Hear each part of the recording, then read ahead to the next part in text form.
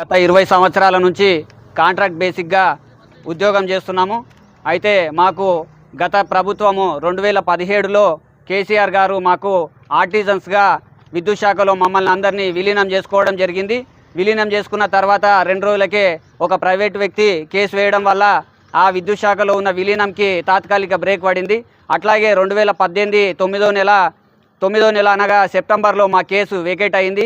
Vacate అయిన తర్వాత మాకు ఇచ్చిన మొదటి ఆర్డర్ ప్రకారం మమ్మల్ని రెగ్యులరైజ్ చేయకుండా గత ప్రభుత్వము మమ్మల్ని ఇబ్బందికరం చేస్తూ ఆ ఆర్డర్ కాపీని సరెండర్ చేస్తూ రెండో ఆర్డర్ కాపీ అనగా మళ్ళీ కాంట్రాక్ట్ బేసిక్ కిందికే అనేటట్టు ఒక ఆర్డర్ కాపీ ఇచ్చి మమ్మల్ని గత ప్రభుత్వం మోసం చేయడం జరిగింది.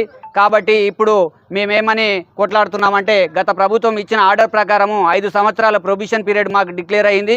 ప్రొబిషన్ పీరియడ్ కంప్లీట్ అయింది. అయినా కూడా మాకు ఇప్పటివరకు ప్రొబిషన్ పీరియడ్ కంప్లీట్ చేయలేదు.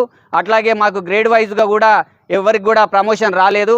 మేము ఇప్పుడు కోరుకునేది ఏంటంటే ప్రభుత్వంలో ఇప్పటివరకు ఉన్న చట్టం ప్రకారం ఏందైతే 5 సంవత్సరాల తర్వాత కన్వర్షన్ ఇవ్వాలనేది ఒక ఆర్డర్ ఉంది. ఇది గత జెన్కోలో కూడా 308 జీవో ప్రకారం చేసిండ్రు. ఈ 308 జీవో ప్రకారం అందరికి కూడా కన్వర్షన్ అనేది వర్తిస్తుంది. ఎందుకనగా ఇప్పుడు ఈ విద్యుత్ శాఖలో ఉన్న ప్రభుత్వ ఉద్యోగులు అనగా ఇప్పుడు ఎవరైతే ఒక జేఎల్ఎంకి బీటెక్ చదివిన వ్యక్తి కానీ లేకపోతే సబీనీర్ డిప్లొమా చదివిన వ్యక్తికి కానీ వాళ్ళకు 5 ఇయర్స్ తర్వాత దాంట్లో పోస్టులు వెకేట్ ఉండేదాన్ని బట్టి వాళ్ళకు ప్రమోషన్ వస్తుంది.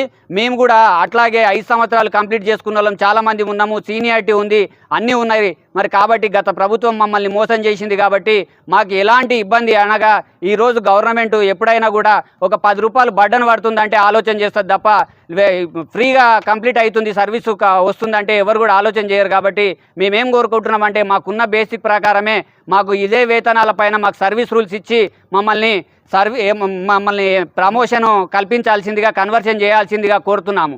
దీనికి మేము చెప్పడం ఏంటంటే 1 రూపాయి కూడా బడ్డను పడకుండా మేము చేయమంటున్నాం. కాబట్టి ప్రభుత్వానికి ఎలాంటి ఇబ్బంది కలగదు. కాబట్టి మాపై దయ ఉంచి మమ్మల్ని కన్వర్షన్ చేయవలసిందిగా 20,000 కార్మికుల తరఫున మేము మిమ్మల్ని వేడుకుంటా ఉన్నాం.